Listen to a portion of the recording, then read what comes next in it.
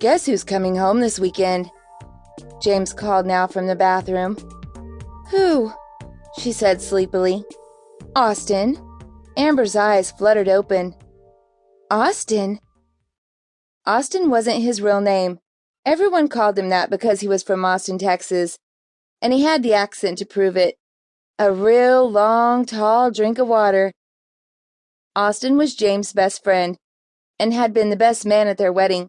At over 6 feet tall, with brown hair and piercing blue eyes and the body you'd expect of a Marine, Austin was quite a treat for the ladies, and some men. And he'd been Amber's first love. Yet, through a strange turn of events, which included Austin introducing her to James, she'd wound up married to someone else. It wasn't that she didn't love James. She did. It was just that Austin would always hold a special place in her heart. What are we going to do to celebrate?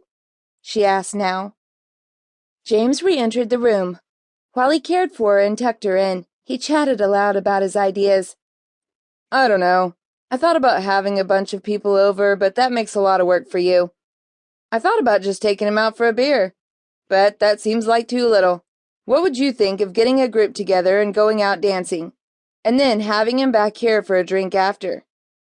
Austin hates dancing, Amber pointed out. He always has.